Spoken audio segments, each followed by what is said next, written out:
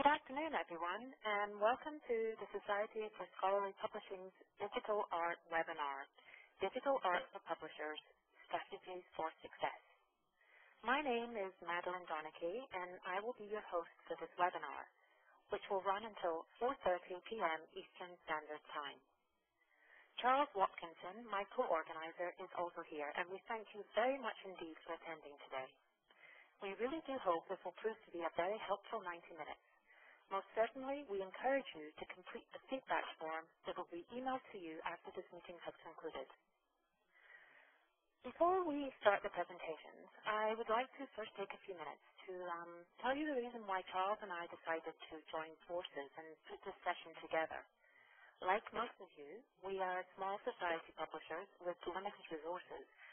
And one of the things we have recognized is that there seems to be a shortage of information about digital art that is specific to academic publishers like ourselves, whose staff may not have all the technical skills needed to recognize and correct potential problems with the author-supplied image files. Indeed, it seems to us that most digital art guidelines were directed to general design use and theory, with little in the way of practical tips. We figure that our colleagues must face the same sorts of daily problems we do. For example, unusable low-resolution photographs and line art, image files that arrive embedded in a Microsoft Word document, for example, or data embedded in an Excel spreadsheet. And must also ask themselves the same sort of questions we do. For example, what is the real difference between EPS files, JPEGs, and TIFFs? And why is it so important to acknowledge the distinctions? And what about ethical standards? For example, how can we tell if original images have been altered? And if they have, what is and isn't acceptable for an author to change? So we thought it would be a great idea if we could gather together on one platform some digital art experts from large scholarly production presses who could identify some of the issues and problems they face in converting author-supplied digital art into both print and online publishable formats, and share with us some of their techniques on how best to get around typical problems. We also thought it would be helpful to have each expert come from a different type of publishing background. That is, one from an arts and humanities background, one who handles STM content, and for those of you who don't know, STM is an acronym for scientific, technical, and medical content, and an expert perhaps from an academic publishing and printing press. So as you'll see, we're very lucky indeed to have with us here today three excellent speakers from each of these areas. I want to also preface here that our third speaker has not yet arrived to the session, so we're hoping that she will be joining us soon. So our first speaker is going to be Jonathan de la Concepcion. He is the manager of the Electronic Imaging Center at Allen Press, an academic printer and online host. We also have Eric Polsinelli. He's the editorial art manager for the American Physiological Society, who deals primarily with STM journals.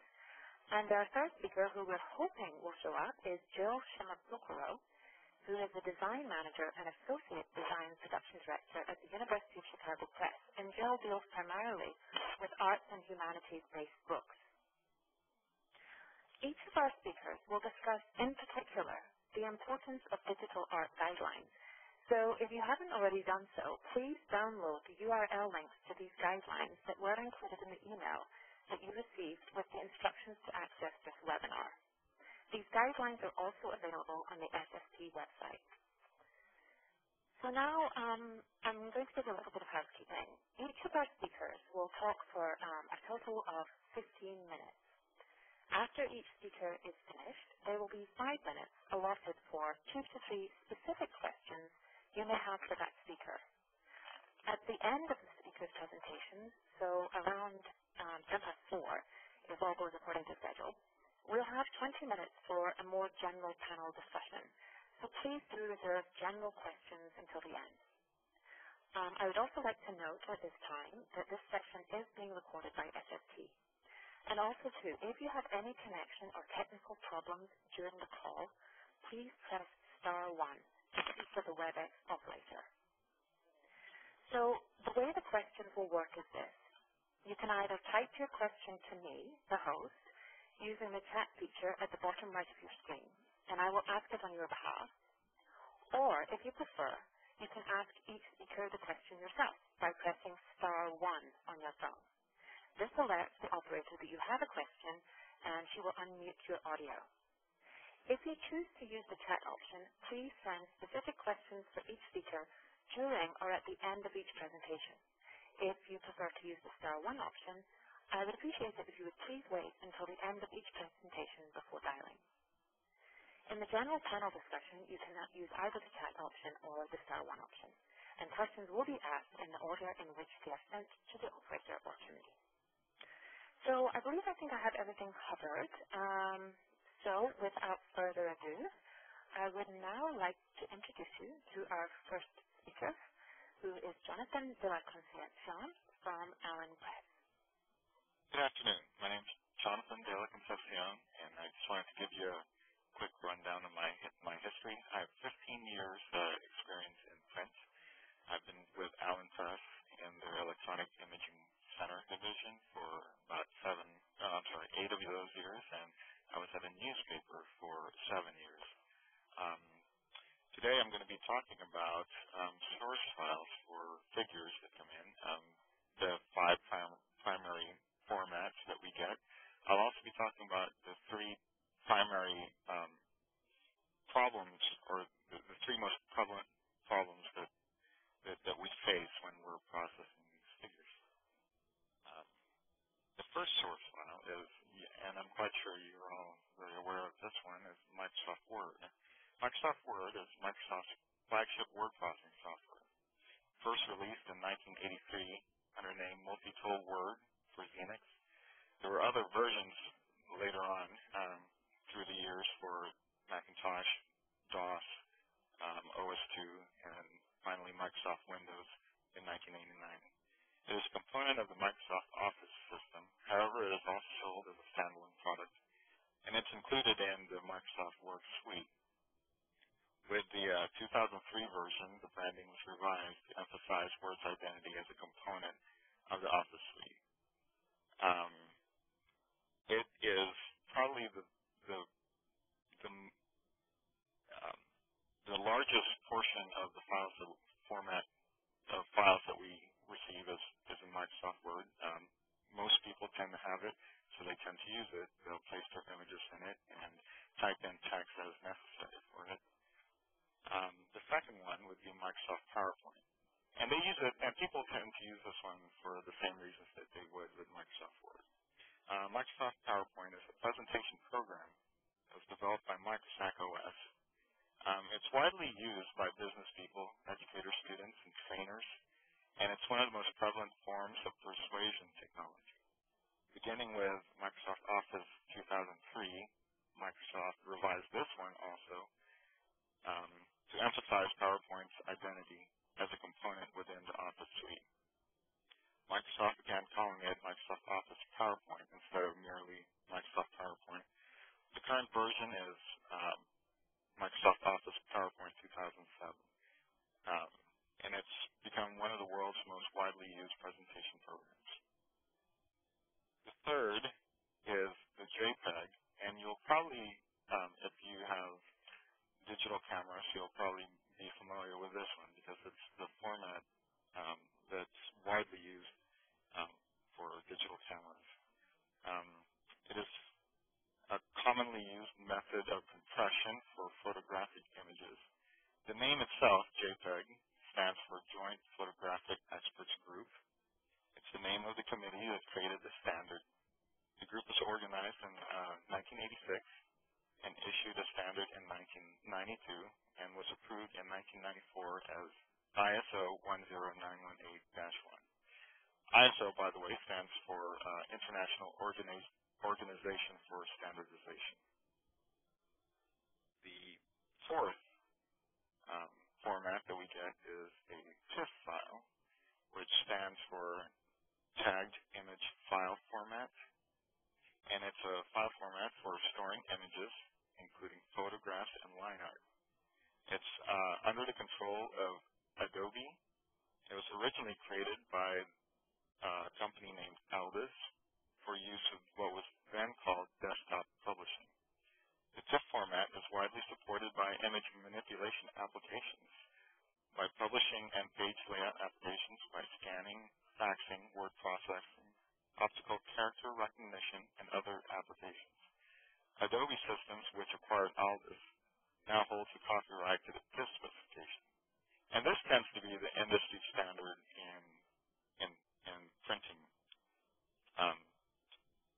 The fifth format is the EPS. It stands for Encapsulated Postscript. And it is a DSC conforming PostScript document. And DSC, of course, stands for Document Structuring Conventions. With additional restrictions intended to make the EPS files usable as a graphic file format. In other words, an EPS file is more or less self-contained and reasonably predictable. You can place an EPS file inside of another PostScript document, and it describes the image or drawing that can be placed within that document. At a minimum, an EPS file contains a bounding box DSC comment, which describes the rectangle containing the image. Applications can use this information to lay out the page, even if they are unable to directly render the PostScript inside. EPS, together with DSC's open structuring conventions, formed the basis of early versions of Adobe Illustrator, and it is still widely used today.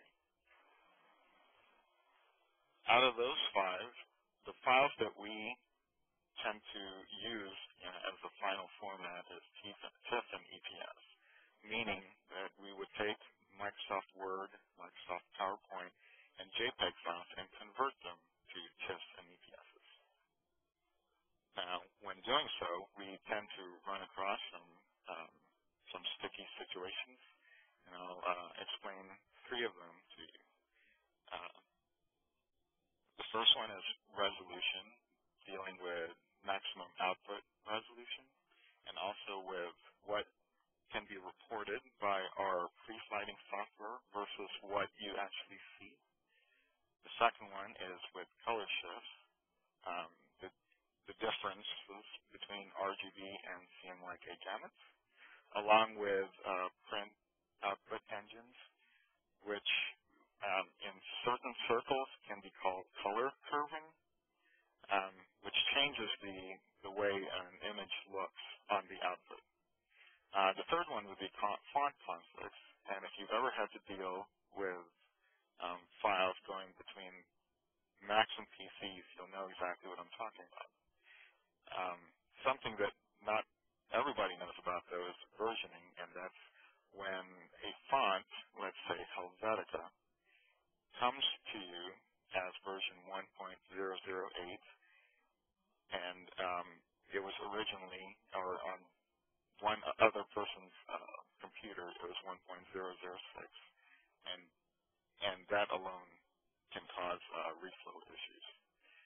I'm going to show you some examples of these conversion issues. The first one, okay, this is an image that I took from the Public Library of Science, and this is what the original image looks like. It was originally a 600 dpi TIFF file. What I did was I brought it into both Microsoft Word and into the CS Suite, Adobe InDesign CS Suite. The image on the left was done in Microsoft Word, and the image on the right was done in Adobe's InDesign CS. You will notice that there is a degradation of the resolution on the image on the left. That is because Microsoft Word, by default, will res down the image to 200 dpi, and in certain versions down to 150 dpi, compared to full layout programs which hold the full resolution of the image. Another thing that the Microsoft Word program does is that it applies a JPEG compression to it. Now, if you remember earlier, I talked about JPEG. What it does is it it reads into an area of the image and then guesses what pixels gets placed on or around that area, which tends to cause the blurring effect. And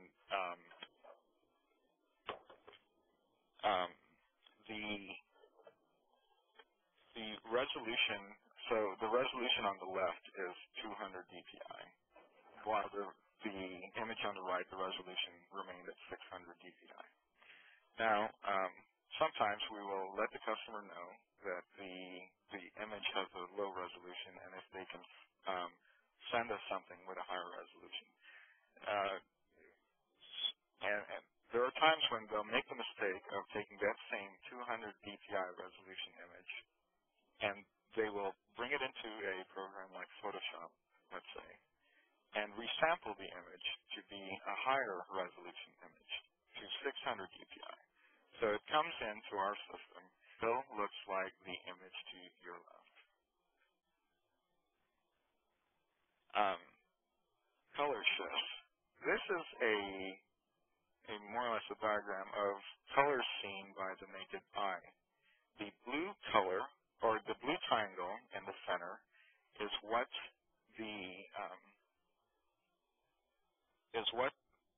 can be printed on press using cyan, magenta, yellow, and black inks. And the yellow triangle is a standard RGB gamut, usually coming from monitors, just normal monitors, computer monitors, that is. And then there's a wide RGB gamut that takes up even more footprint of the color spectrum.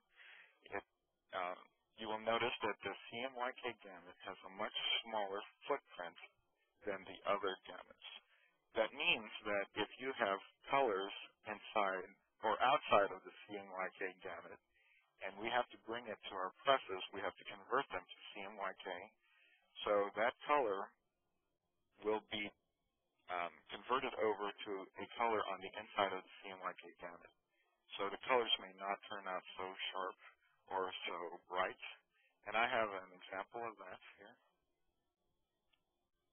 I took that same image from earlier, and the one on the left is the RGB version, and it's actually the original version. If you compare it with the one on the right, you'll see that the reds and the greens have become dirtier when converted to CMYK. And even the yellows have become dirtier, although that's probably not as noticeable as the reds and the greens. So just keep that in mind when you have images and you have and somebody lets you know that they have to convert your RGB images to CMYK, that you may see a degradation in the color when it goes to press.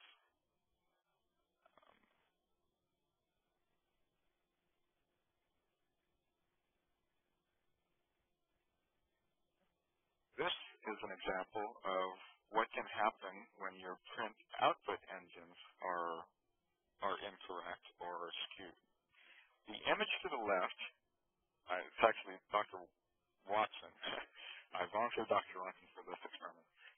The image on the left is how the image is supposed to look like. It's nice and blue, and his skin looks normal and whatnot, right? And I used an output engine on Adobe Photoshop called Swap version 2. It's a very industry standard output. The one on the right, what I did was I took that same output engine and I got rid of all the standard curves to it and just made it a linear curve.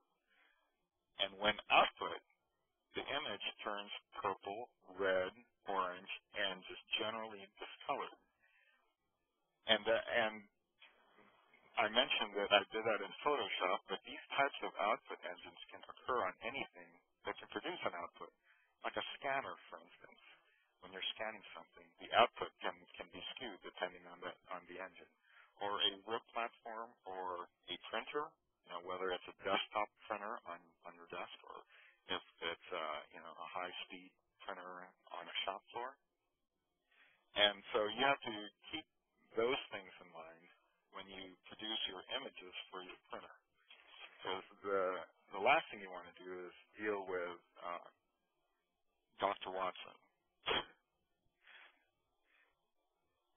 The third problem that we run into, or the most common problem, is with font conflicts. This here is something that my boss sent me. It was part of a presentation that he had. And this is what it's actually supposed to look like. This is page 2 of his presentation.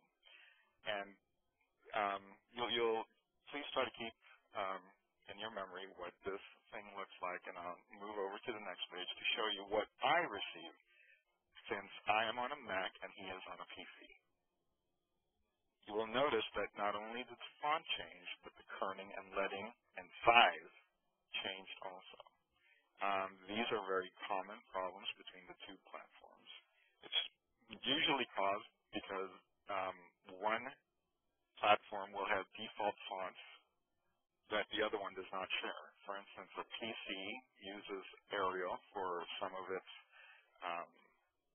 sans standard fonts, where the Mac will use Helvetica. That's just an example of the types of font conversions that can happen there between the two platforms. And even versioning between the two platforms can change. As in, the Helvetica version on a PC might have slight differences with Helvetica on the Mac with regards to kerning or just spacing in general. And then I also mentioned earlier that there are different versions of the fonts, which can cause all that also. And that, in a nutshell, is my presentation. This here is the link to our digital art specification guide at Allen Press. I'm ready to take any questions that you may. Questions for Jonathan? You can press *1 on your phone now.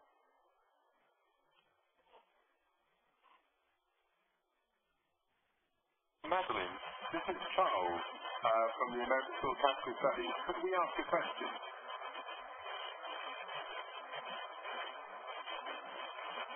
Charles? Yes. Can we ask a question? Yes, you can ask a question by pressing *1 on your phone, which should connect you with an operator, and they will unmute your audio. That's not for speakers. He's a speaker, so he can speak now. Hello. Yes, Jonathan, I have a question. Do you accept Office documents supplied as Office documents from publishers? So do you accept Word files? Do you accept Excel? Or do you require that the publisher actually change the file to a ZIP before they send it to you?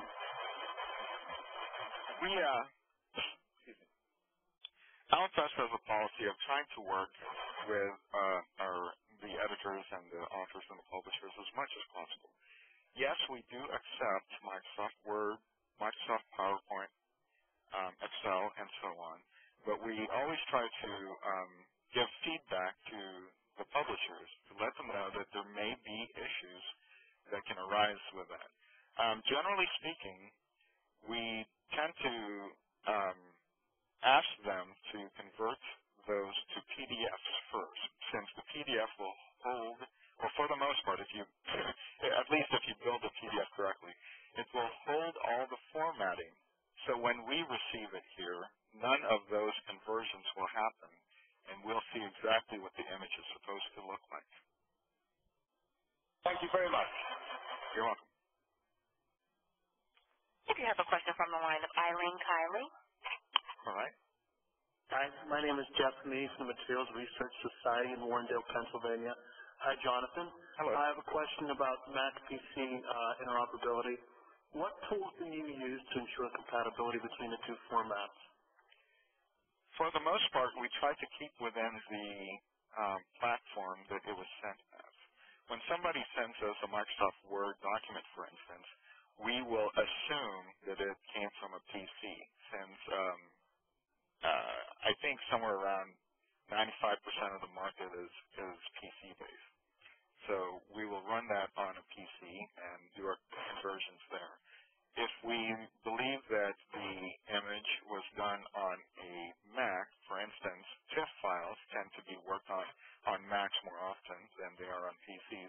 we'll run that into on the Mac platform. Then. Does that answer your question? Yes, thank you. You're welcome. Hi, John. This is Madeline. Can you hear me? Yes, I can. I have a question from one of our participants. They've asked me if you could repeat what happened to make the Watson photo posterized, something about output engines. Yes. Okay. In Adobe Photoshop, there is you can edit the color settings in Adobe Photoshop so that and they're called profiles. So what happens is if you take an RGB image and you drop it into Photoshop, it will convert that RGB image into CMYK if that's what you choose to do. And depending on the profile that you put in place for CMYK, it's going to tweak the colors accordingly. Now, if you'll remember, RGB's gamut is much wider than the CMYK gamut. So the print engine has to have instructions on how to move that color into the CMYK gamut. And all I did there was I changed the profile from what was an industry standard swap version 2 to one that is linear. So it takes away all the calculations and just takes the colors from outside of the CMYK gamut and brings it directly in through the shortest route possible. Does that make sense? Jonathan, sorry, it's Charles here again. I've got another question from a participant here. Do you recommend then that color management be turned off? Color management be turned off. For the most part, color management is used as a way to create curves for the final output device. So we have profiles set up specifically for our own presses. What we have to do when we get files in with color management turned on is we have to strip those profiles off, and then we have to apply our own profiles to the images so that we can get them to our presses. Okay. Your next question comes from the line of Ben Fossey. Hello? Hello. Hi, I guess I was just wondering if the JPEG file is originally flawed and that it changes what the image looks like, what the benefit of converting it to a TIFF would be in the end. Oh, actually, okay. That's a good question. I didn't even think about that. Well, the reason why we do that is because the JPEG compression coding, when it hits our own RIP platform, and RIP stands for Raster Image Processor, which creates the dots that go onto the plates for the presses. The JPEG coding in files tends to mess up our RIP platform. So we never send any JPEGs off to our RIP platform. We have to convert them. Okay. So it's just a matter of compatibility. Yes. Okay. Thank you. You're welcome. John, I have a question from one of our participants.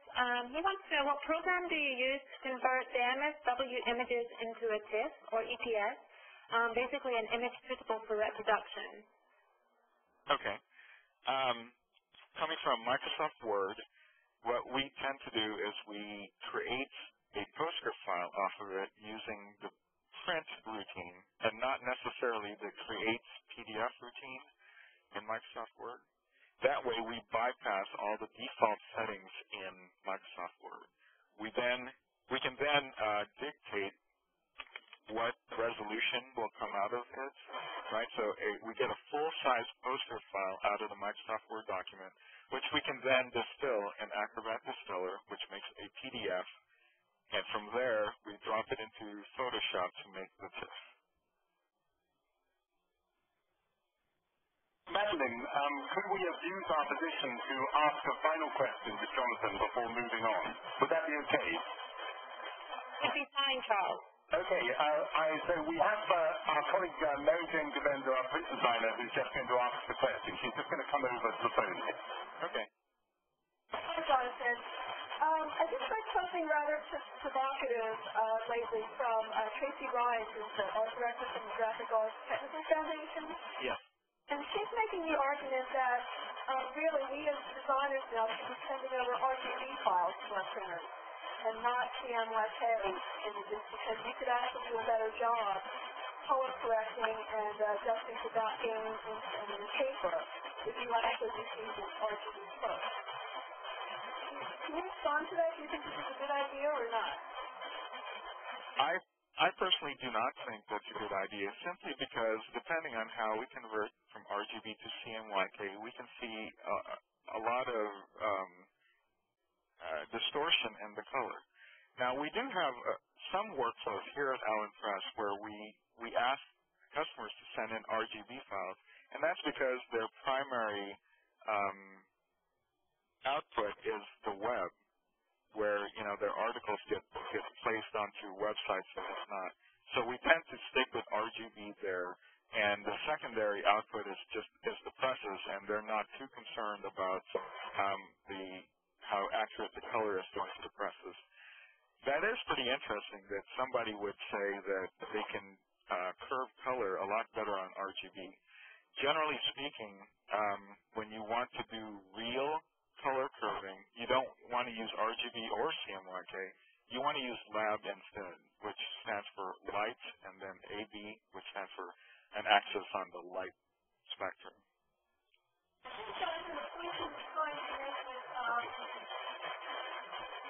think the point she was trying to make here is that maybe this should not be left in our domain, that maybe the printers should be doing this conversion themselves, because you can better make these adjustments than we can here. Oh, I see. Yeah. I think you can probably go back and forth with that argument. If we make an adjustment and if we make an adjustment, we have to send you the proof back so that you are okay with however way we converted it. Simply because some of those colors just will not hold, like those bright greens, for instance, that you saw on the figure. There's no way we can produce that on press. They have to be converted to CMYK, thus they will get dirtier. So yes, you could do that. You could send RGB images and leave it to our art department to convert it, but that would require you to understand that we only have so much that we can work with, and then in the end approve the CMYK image. Thank you very much, Jonathan. Maddie, I guess we should move on. Yes, I agree. Everybody, I would like to introduce our second speaker this afternoon. He is Eric Polsinelli from the American Physiological Society. And Eric, I'm just about to turn over to make you a presenter. Actually, before that, Jonathan, if you can stop application sharing, go up to the right top.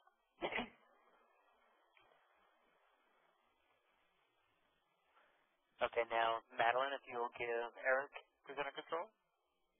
Yes.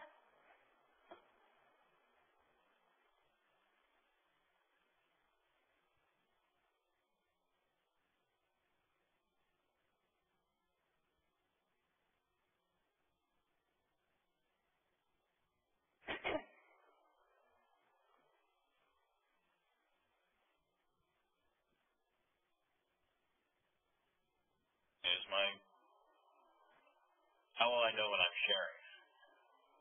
You're sharing now. Okay, great. All right, my name is Eric Polsinelli. I'm the editorial art manager for the American Physiological Society. I have been working for APS for 15 plus years, and in that time I've seen our figure production go from the paste-up table to the electronic desktop.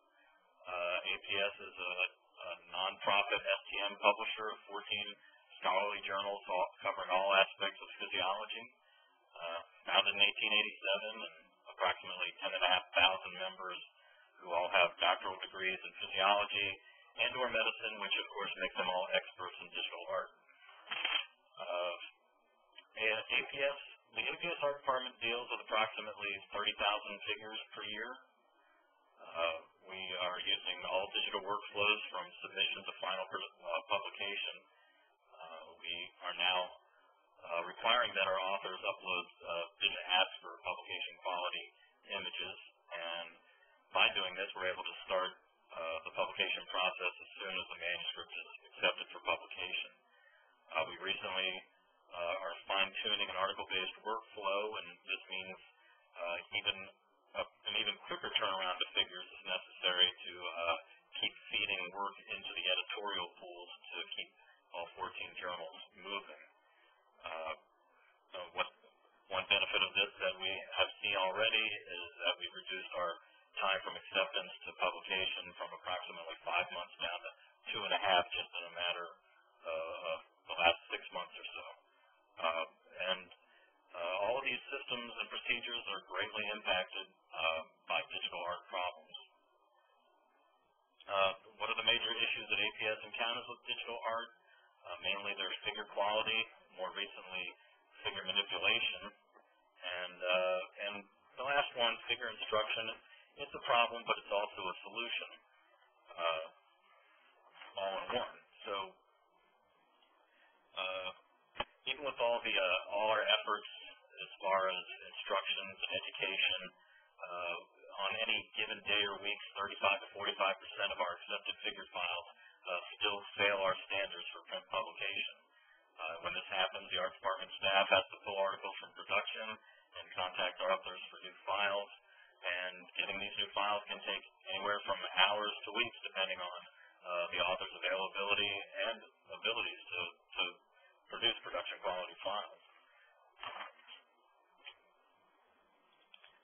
So what's failing and why? In a nutshell for us, it's raster-based images, mainly the TIFF files that are submitted by authors. And we've already learned from Jonathan what TIFF files are. The biggest problems is that the authors are not creating their TIFF files at the correct resolution. Even though that information is out there of what they need to be to successfully print, they're just not getting it done. And when they don't create it at the right resolution, as Jonathan said, you go back to them, and their first instinct is to just increase the resolution to what you're asking for, which of course adds more data to the TIFF file and actually waters down the image even further and makes it even further unusable for print. Another issue I find with our authors is that they're using so many different applications and trying to cram so much data and information into multi-panel figures that they're pulling from several different sources and source applications, and they just don't know how to get images out of applications and into the one that they're compiling their final image in. So you're getting images that come in at no two of the same resolution. So that's a big problem that we find with our digital images. So why TIFF? Mainly because most print service providers in the past and some still now are limiting the publishers to TIFF and EPS formats. That's not to say that TIFF is a bad format. It's just poorly executed. Our authors seem to have a very hard time creating TIFF files, and the main issue is always low resolution. There could be a couple of reasons for this. To me, I think there's some confusion between the requirements of online submission systems and publication needs. Many submission systems ask authors to provide low-resolution JPEG versions of figures for review purposes because they're small in size and they're portable. We try to avoid this by requiring our authors to upload production quality source files from the beginning. Another reason why I think we're getting a lot of low-resolution TIFF files is just a lack of understanding of the limitations of raster images and how to create a proper TIFF file. Many of us know that the resolution that we need is driven by what the line screen is of our publication, but to get that information out to authors and to have them understand why it needs to be 300 dpi for color when your journal prints at 150 line screen, you've already gone over their head and they've lost interest, and you're just not going to be able to get that through. a perfect world, for at least for APS, authors would submit vector-based images, which we also learned about from John, that vector images define each and every element in the image through mathematical code or PostScript. And these are resolution independent, which is a huge advantage for publishers. That means we can resize these images up or down and never lose any of the quality. Why don't authors submit in vector-based images? My guess is that the first thing that comes to mind, because it's been drilled into their heads, is that TIFF format is the way to go, and that seems to be the one they're most comfortable with. And most often it's one of the most easy to find in your drop-down Save As menu. They're unfamiliar with EPS, they don't know what it is, so they skip right by that. And what authors don't realize is that most applications that they're using to create or assemble their images are working in vector environments. They'll take a perfectly good vector file and rasterize them into a TIFF and take all the benefits away from that raster image. A perfect example is Microsoft PowerPoint. In talking to our authors over the years, so many of our authors insist on using PowerPoint, and the reason why is many are putting their images from their research into presentations that they are then showing to their lab staff, their students. And probably why they're using PowerPoint is that it came bundled with Word, and it's fairly easy to get along in without really having to know what you're doing. A figure completely created in PowerPoint is a vector-based image, not including any embedded raster images.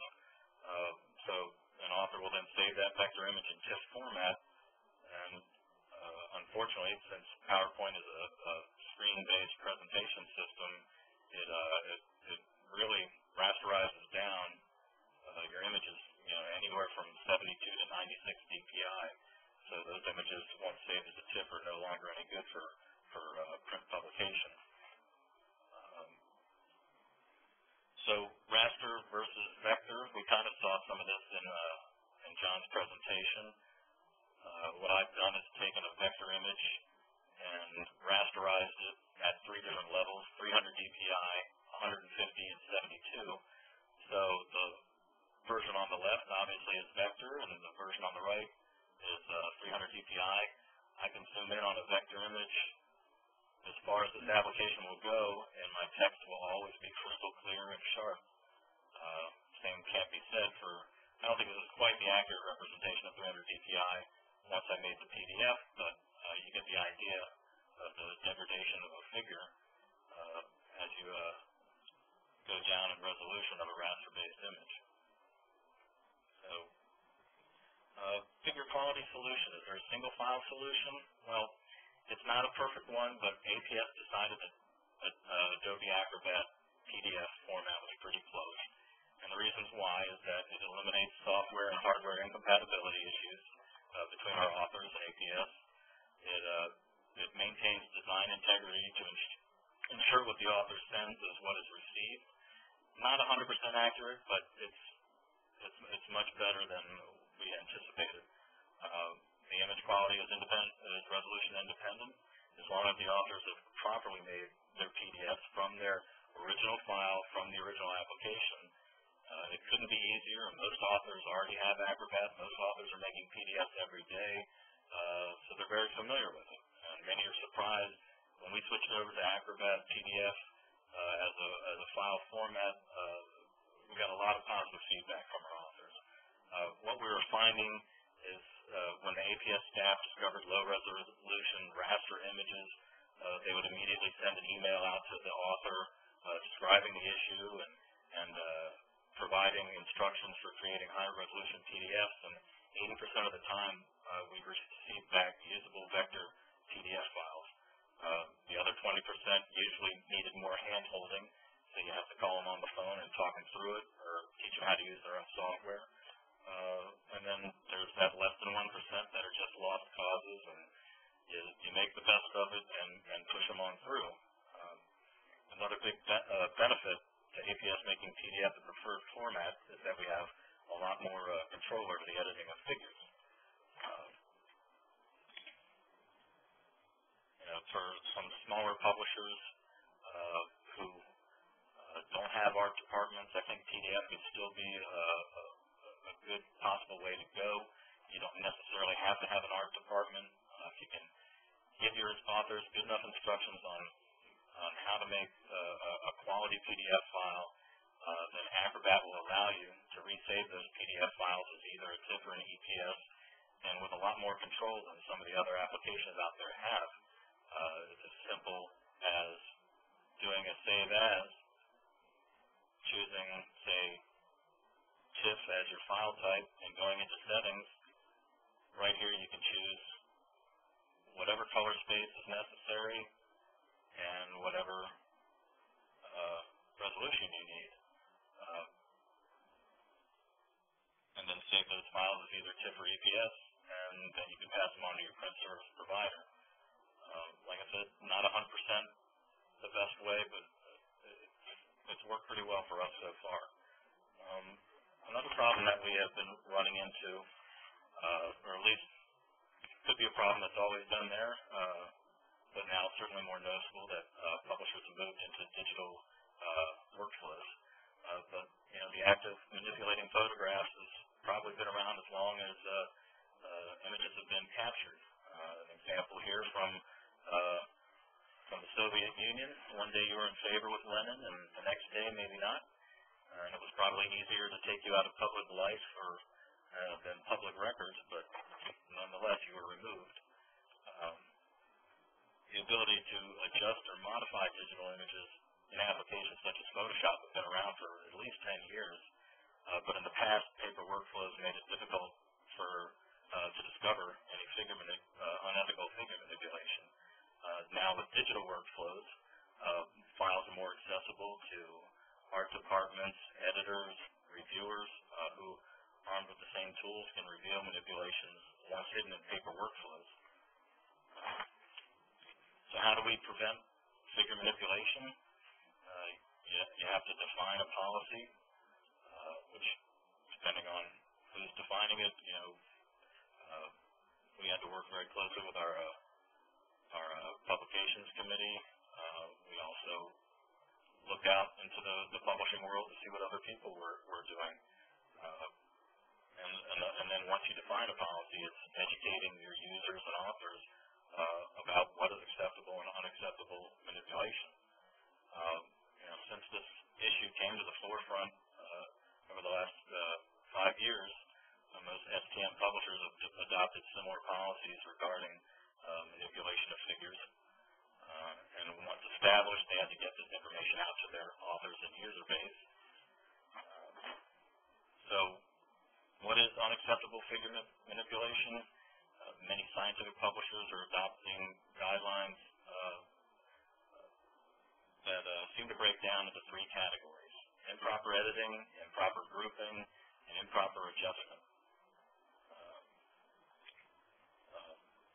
For APS, I've actually been quite surprised about how much is caught actually by our reviewers and our editors out during the peer review process, on top of what's already being caught here in the art department.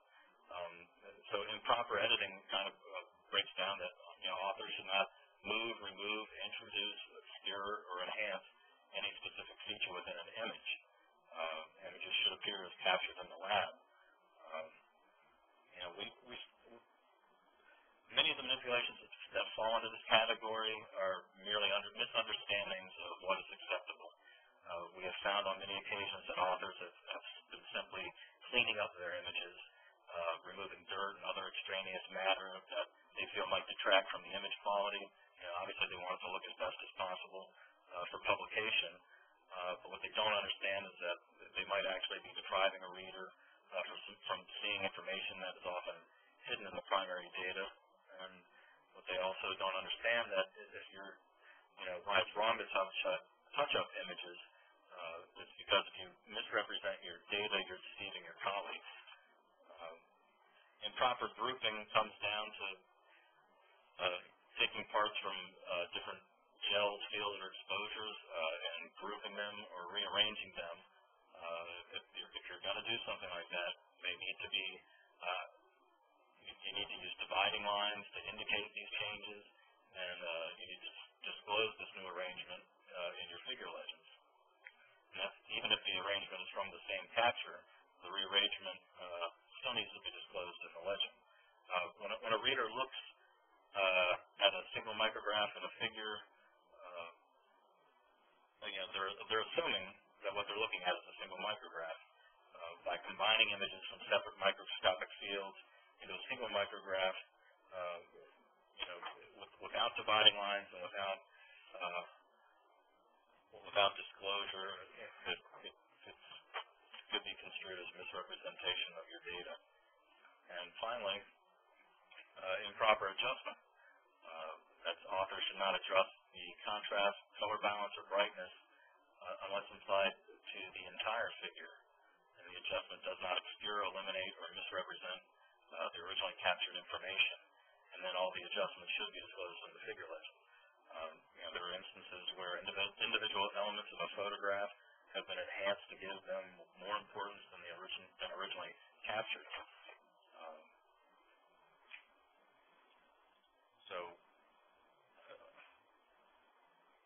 If manipulation is actually suspected here at APS, if there's any question of improper manipulation found during the editing process or review process, it's immediately brought to the editor of the journal and to the publications committee chair. Many publishers are asking for all raw data for figures of accepted manuscripts to be presented up front. APS doesn't do that, but we do let our authors know that if ever called into question, they're going to have to supply that information to us. Oops. Sorry.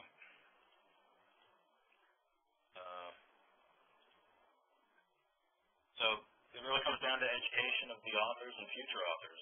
STM publishers or authors should understand that what is acceptable and unacceptable when it comes to the handling of images for scientific publication and passing that information on to those that are in their labs and in their classrooms.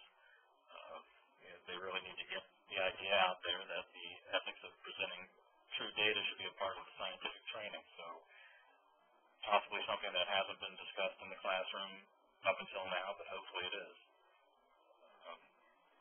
So how do I find figure manipulation? Well, right now it's rather tough. You can't prove figure manipulation without the raw data. So what we do here at APS, if the art department staff finds something questionable in a figure, they bring it to the attention of the director of publications and the chair of the publications committee. We will completely pull apart a figure and create a document that can be given to the director and the chair, and they in turn review that with the editor of the journal. If it's found that there's something questionable going on, then a formal letter is written to the author, and they're given a chance to explain or disprove. And depending on how it's settled, sometimes it takes a new figure. It's gone as far as authors being banned from publishing in our journals. So it's pretty serious business. How do I find it? Well, it's hard work, and it's close attention to raster images, where most of the manipulation occurs. At this time, there are relatively few tools for publishers. Adobe claims that they'll be introducing forensic tools in the near future. We're all patiently waiting. They're working in conjunction with Professor Hani Farid from Dartmouth, who has already worked on forensic tools, and they're looking at how they can incorporate this into Photoshop. If you like fishing, you can have your catch tested on a site, a fishing website, using his tools, which I guess is more important than the scientific community. For now, we use some tools that have been provided by the Office of Research Integrity. They offer some tools for free. They're just Photoshop actions that you can download to your desktop and incorporate into Photoshop. These tools aren't foolproof and they're not intuitive. Any users will need to have a strong background in Photoshop and to be able to use the tools and manipulate them. The worse an author is at manipulating their image, the easier it is to find. Sometimes it's rather obvious, but in cases, it can involve close scrutiny and may slow down your publication process.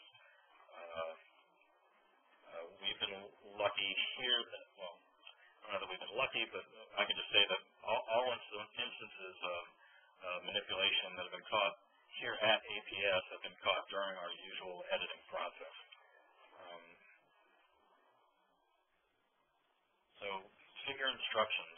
So like I said, a problem, but also a solution. And, you know, the question is how much information to put out there. If you're walking a fine line, because too little information will get you what you ask for, which is too little, and too much.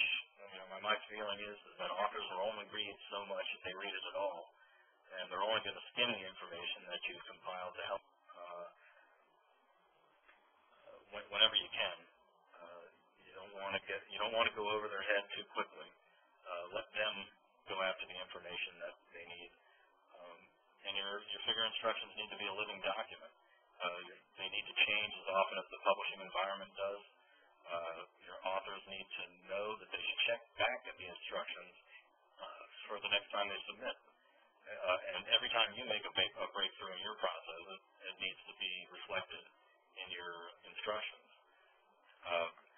Our previous instructions were essentially pulled right out of the journal. Pages and pages of instructions printed at the back of the journal were turned into a long, scrolling vertical document that was tedious to search through, and for that reason probably wasn't even being used. Authors could easily get lost and tired and bored, and I ended up opting for a more horizontal website, meaning that there was no scrolling through pages. Everything fit onto a single screen. Information was taken into small bulleted points. I tried to think about what an author really wanted to know. What was the real quick way to get to the information, and I leave it up to the author. If they want more information, there's always the option for them to dig deeper. They don't have to if they don't want to, but the information's there for them. Another thing that we introduced was quick tips for applications that we know authors use, even a FAQ to kind of dispel rumors and answer very common questions like, why can't I submit GIF files for my figures?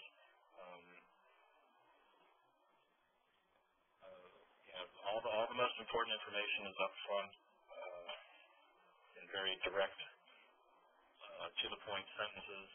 And as you can see on the screen, there's always the option for more info, and it's left up to the author to dig deeper, so it's not all in their face and overwhelming. And that is it for my presentation. Thank you, Eric. This is Madeline. I have several questions that have come through the chat, so I would like to ask these on behalf of the participants. One of the questions I got was, do you experience problems with font embedding and hatchings in graphs and figures? We do on occasion.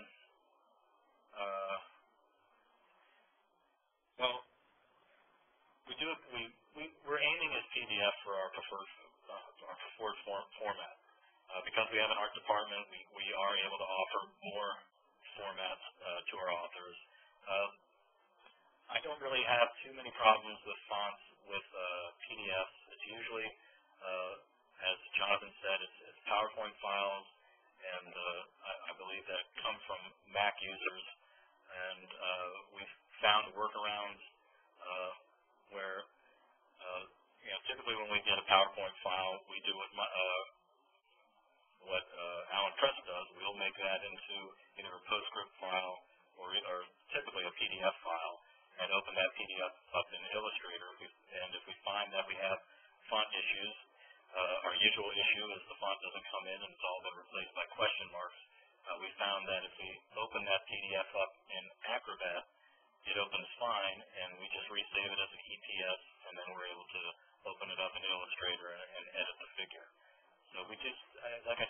perfect solution, but it's just head and shoulders above the horrible TIFF files that we've just traditionally gotten from authors. Maddie, I think we may have time for just one more question before moving on to Jill. I have another question. This is quite a long one, but I'll just read back to you. If a badly pixelated label rasterized onto an image is to be obscured by our art department, creating a new vector image, so that the underlying modified pixels are partially or fully obscured, is this a no-no? Apparently they have already failed to get a layered file to extract the bad old labels.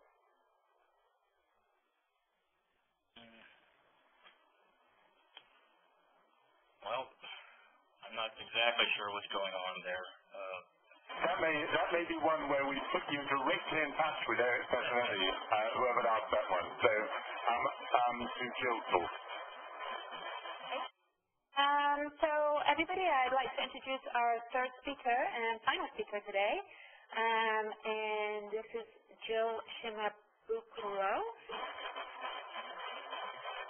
Hello, everybody. Hello, Brett.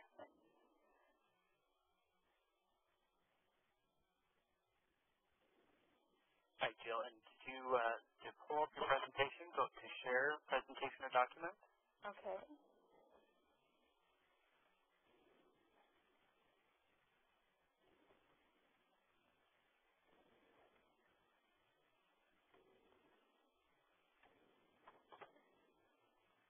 How does it look? It's good. Okay. Hey.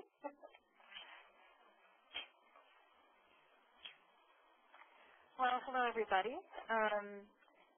I think that my talk is going to be a little bit different from John and Eric's in that I'm going to be focusing more on developing a strategy for your press or publishing house.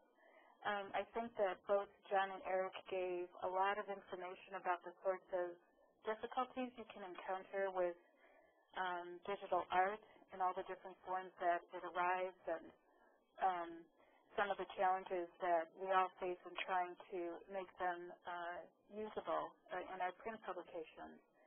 I've no doubt that each of you has at one time or another experienced the frustration that technology's promise of efficiency has created. If it isn't digital art, then it's web-ready PDFs for e-distribution partners or an XML-based workflow to make content eminently repurposable. And now there's Amazon Kindle Reader that may create yet another set of requirements for our content. 8 years ago, when I first realized that the University of Chicago Press's Books Division would have to overhaul its art guidelines and procedures, I couldn't imagine a time when a discussion of digital art management would be the welcome respite it is for me today. It's a small break from all of the other digital asset discussions underway at our press, and undoubtedly these same discussions are probably occurring at your own presses and publishing houses as well. So the good news is that in spite of the all too common stories and lessons that we've heard from John and Eric, I do believe that there is reason to feel hopeful. There are strategies you can employ to manage digital art in a way that everyone from author to editor to beleaguered production controller will benefit. As I said, there's an enormous amount of detail I could go into about what sorts of digital art files and formats we accept at the University of Chicago Press. But you can see a complete set of our requirements by following the URL link that I believe will be supplied at the end of this session. I prefer to focus instead on how we developed a system to manage digital art at our press, one that required the participation and cooperation of several in-house departments, as well as the support of our press director. And I think this is really crucial, that without the support from the top and without interdepartmental cooperation, from my perspective, it will be very difficult for any publishers to successfully manage the volume of digital art that comes across our desks every day. So I have two very simple points that I feel are key to managing author-supplied art. And the first is that you have to establish a system for the evaluation of art to occur in a regular, consistent fashion, one that is realistic for the size of your publishing house and mindful of available resources. At the University of Chicago Press, we are incredibly fortunate to have probably quite a few more resources than many publishing houses or not-for-profit presses have.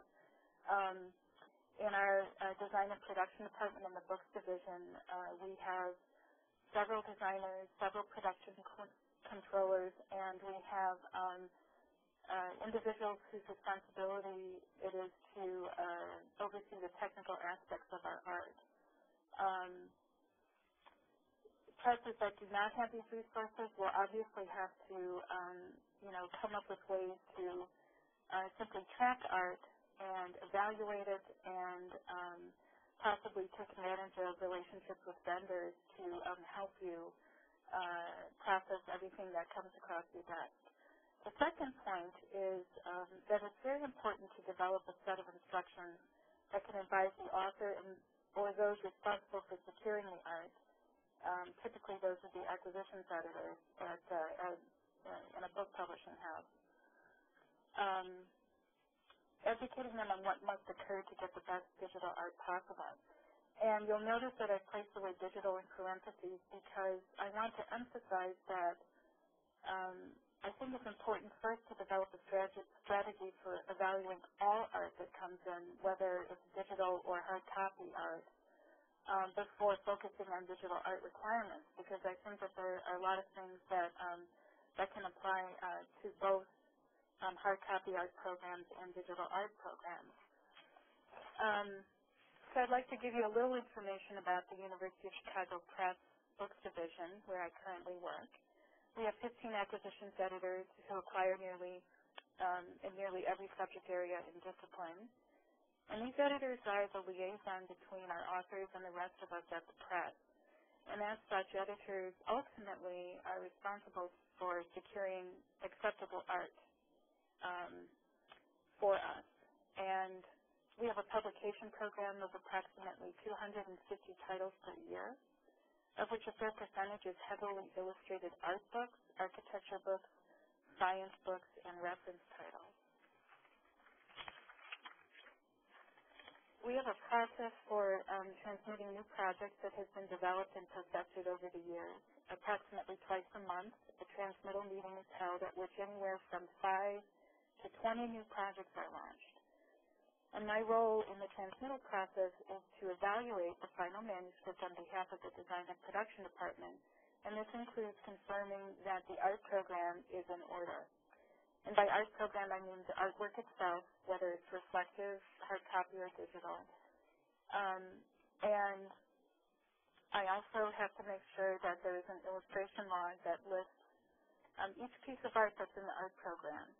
And I also have to make sure that the editor has given us any special art layout considerations that the designer would need to know before beginning to work on a project.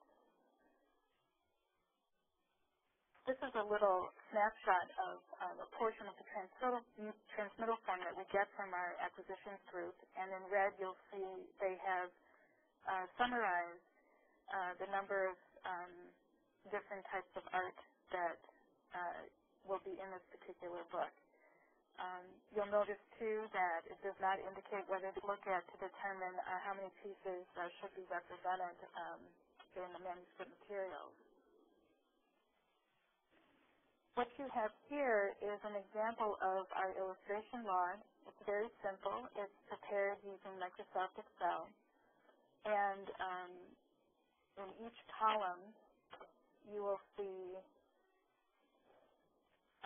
we've got responsibilities indicated. So, for example, the first column, the editorial department is responsible for indicating the figure number, what kind of format the original is in, a brief description, and we use this form to track the art throughout the publication process.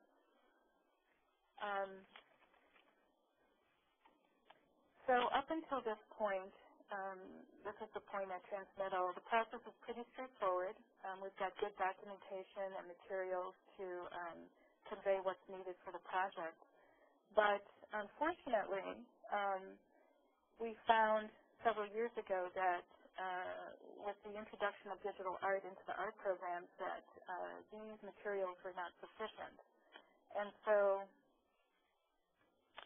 these are the top 5 problems that we encountered and I confess continue to encounter with digital art. File names, files are not named to correspond to figure numbers or project title. And this would be getting a CD that had images named probably in a way that made sense to the author, but certainly made no sense to those of us who had to actually retrieve the files off of the CD. Second problem is laser reference prints of digital art. First of all, getting those to accompany the disc, but then discovering that the reference prints didn't match the digital counterparts on the disc. A third problem is that digital art is created using unknown or unrecognizable software. Many times we're not even able to open the document with any software that we have, and as such the file is unusable. And low resolution, of course, is another problem. And the fifth difficulty is artificial interpolation employed to remedy number 4. And this would be where an individual resamples a low-res image to comply with guidelines and ends up muddying the image in the process. And I believe John already addressed this in his presentation. So these 5 issues were what prompted me to overhaul our in-house art evaluation process and with that our art guidelines. I think anybody who is in a position to influence the process will of course have to do it, as I said earlier, based on the resources you have available, and also keeping in mind sort of the areas of responsibility, and also keeping in mind that some of the work that I'm about to describe could possibly be handled by a vendor or a service bureau. The guidelines I found that we had originally were so laden with technical jargon that I couldn't even understand what it was we were asking for. And I heard this complaint time and again from editors and different individuals at the press. So our focus initially was to strip away all the specialized terminology and any information that an author really would not need to know. Part of this process involved consulting other departments. This includes acquisitions, manuscript editing, production, and design, to find out what exactly the obstacles were at any given time in the publication process. And it was after this that I realized that the guidelines we were thinking all along were really meant for the author, but in reality they proved much more useful as a resource for our in-house acquisitions group, because they in the end were the ones who had to convey our requirements to the author, and sometimes they would take it upon themselves to contact the service bureau or work with the author or train a student assistant to make some of the adjustments that were needed. The document, also, as we put it together, we realized we were so focused on digital art that in reality we were talking about an overall strategy for just managing and tracking art programs in general. And at the beginning of our art guidelines, you'll see that we have this overview, why we prefer original photographs, transparencies, and line art. Now, our model in the book division at the University of Chicago Press is quite different from what Eric is contending with as someone who works on journals with a very short turnaround and many contributors and and also the nature of the art that he's processing. But for us, much longer. And the process we use to reproduce our books is offset lithography for the most part. And we find that having original photograph transparencies in line art, the hard copy gives us the most flexibility. But as we all know, that that's a kind of a wish at this point, because the reality is most of the art we get is in digital format. So I wanted to pull a page from our guidelines, which I believe top 23 pages in their entirety, to show the concept behind the guidelines as they were developed. We wanted the language, as I mentioned, to be simple and straightforward, and we also wanted editors to be able to pull out certain pages from the guidelines that could, for example, be sent to an author who wanted to know about scanning halftone. They could pull this page and it would work as an independent document without having to refer to anything that came before and after. Our guidelines also are separated into two parts. The first part deals with hard copy original art, and the second section is devoted to digital art. My point in sharing this process is to emphasize how important it is, and it was for us to work together, all of the departments, in particular the acquisitions group, to come up with a process for managing art. And I think that, one challenge probably all of you are familiar with is that by the time a manuscript is signed up, the author may have already prepared the art, years before. And so there's this challenge of trying to get the guidelines in the author's hands in a timely fashion, but more often than not, it's too late by the time the book is signed and becomes part of your list.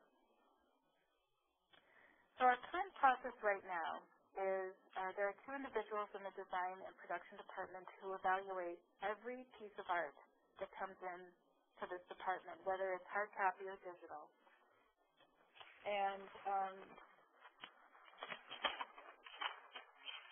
I'm very fortunate to have an assistant design manager who doubles as our department's technical expert. And he is one of the co-authors of the University of Chicago Press Art Guidelines.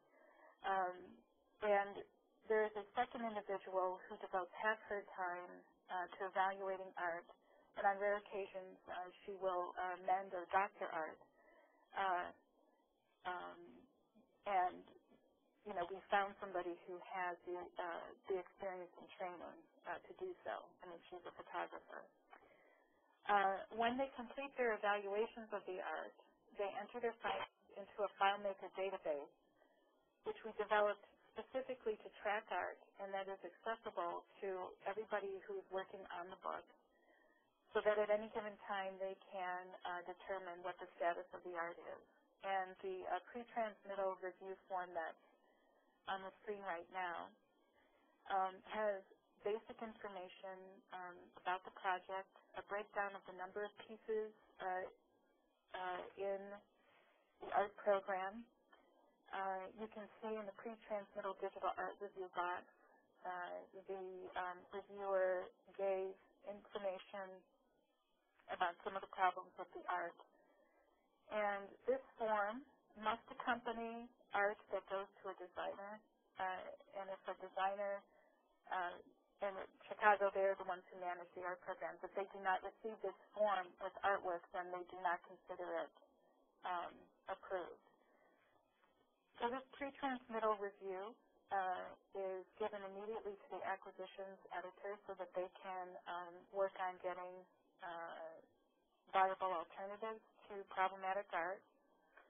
And then we have what post-transmittal review that remains part of the record, and in this case, it was decided that everything would be replaced with size prints and hard copy originals.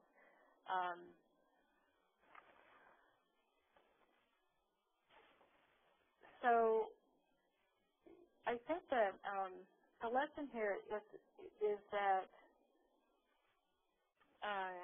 we try to be accommodating and flexible when we can. And unfortunately, we often find ourselves returning to hard copy originals to work with in our publications. And I know that often that's not a viable solution based on maybe the budget for a book, but we find that to this day, digital art still is not universally understood, it's not universally prepared well, and that this is the only way that we can sometimes get artwork into a usable format for publication. And our guidelines also are not all-encompassing. One question or example of this is, we may have an author who supplies a perfect digital image. It meets all of our guidelines, 8 by 10 in size, 300 pixels per inch, beautiful color. Then they'll ask us to feature a 1-inch by 1-inch detail from that image, and they want it blown up to an 8.5 by 10-inch trim. And these are the sorts of issues we continue to grapple with, where we have to be patient and persistent in maintaining our standards. And it's an enormous amount of work. We have essentially a full-time person dedicated to evaluating art when you combine all of the time that's spent on it. And, our program for all of the difficulties we may encounter is very successful. In this week alone, for example, we have 350 pieces of art to evaluate, and this is considered a good week for us. There have been some weeks where we've had over close to 2,000 images that we've had to evaluate, and as you can imagine, it can be overwhelming. But I think that at the University of Chicago Press, things work as well as they do because we've decided to identify what our standards are, published guidelines that we make available to our authors. We work very closely with all departments, and we try to be flexible when we can. And as I said, I think that the best thing that you can do if you're developing or trying to develop a system is to start talking with one another and make sure that you have some good documents and means of tracking the sorts of art that, the kinds of art that will come in across your desk. Thank you very much, Jill. That's very interesting. We started about 10 minutes late, so Maddie, I think we have time for some questions, if you have any, sent through to you. Yes, I have one specifically for Jill that came through. Jill, the question is, how can one tell if a TIFF file has been artificially increased in resolution?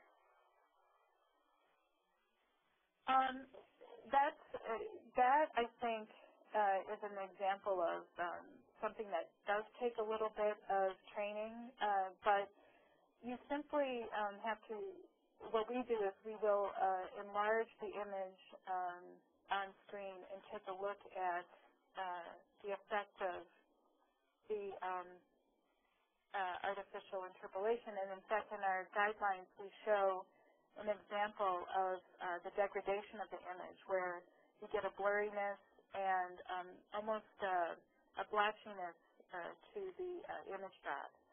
And so,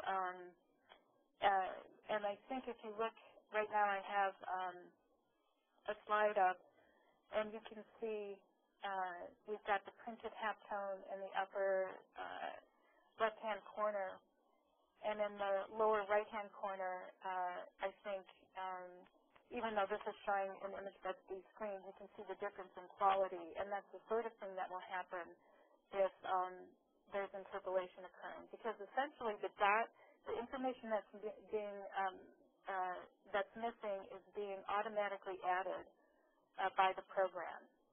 And so you've got a 50-50 chance of it hitting it on the nose. So that's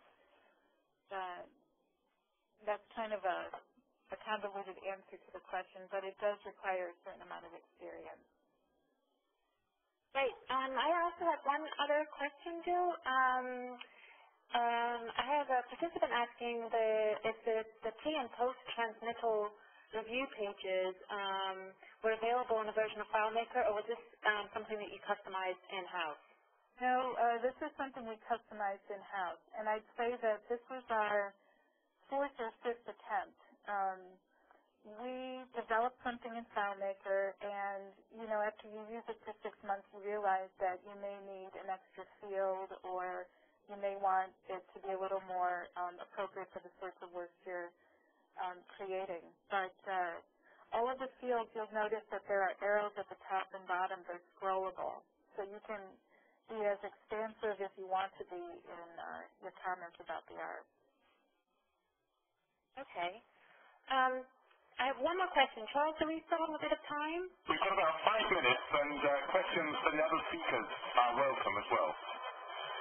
Okay, Joe. I have a question from Emmy Ezel at the University of Oklahoma Press, and she's wondering how you could manage the problem of the images. I know that you said you had a full-time person dedicated to evaluating the artwork, but Emmy says that you send the author the guidelines, and then they send the images to be evaluated, and then the press rejects them. So we send again, and we try to educate the authors, and so on and so forth. And it sometimes goes over, a long, long time. This back and forth, and it's really hard for them to keep track. How do you deal with that at the at your press? Well, you'll notice that the two forms I have here, we've got a yellow form and a blue form, and we make sure that no art arrives in the production department without one of these forms attached to it. And before the designer moves the project over to production to go to typesetting, they also double-check all of the laws on to make sure that what they have is the final version. And with all of these checkpoints, we still, have art programs that go into typesetting, some with the wrong images or some where replacements were not secured in time and just got overlooked. So it's daunting. But at the very least, the process we have, as you see it here, works probably 90% of the time very well. Thanks. So I think everybody that we should, if any of the participants would like to ask any of our speakers some questions, you can either direct the questions through me, or it might be easier if you just press *1 on your phone. And also to remind you two speakers, if you have questions for each other, you are more than welcome to ask each other. I have a question from the line of Mike Raster. Hello? Hi, Mike. Thanks. So my question is really a point to make regarding Eric's use of PDF as a preferred format. Okay. So PDF and vector formats are great for text and line art. And I noticed in your example you zoomed in on the text, but you didn't zoom in on the embedded raster image. So PDF as a preferred format is a real problem for embedded raster images. And that's because as you showed, when you create the PDF, you just select the resolution. Well, the resolution of an embedded image is part of the data itself. So if you're changing that resolution, you're actually manipulating the data. So the resolution is an indication of the quality of the original image. And this is why most of us, STM publishers, are requesting TIFF format at least, especially for raster images, although we do look for EPS format for line art and text.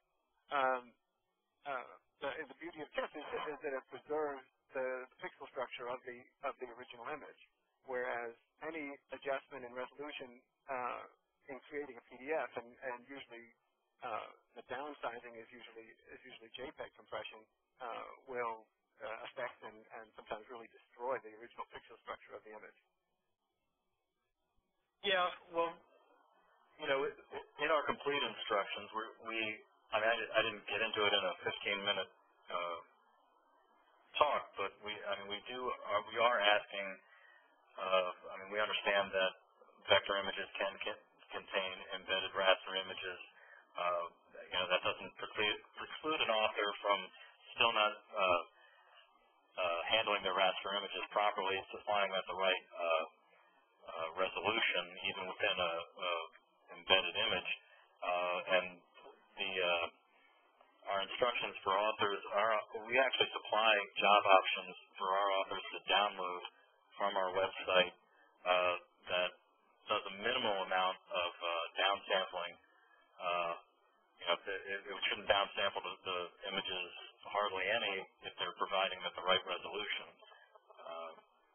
You know, which more or less is the minimum resolution. I don't know. My experience has been for years we've been publishing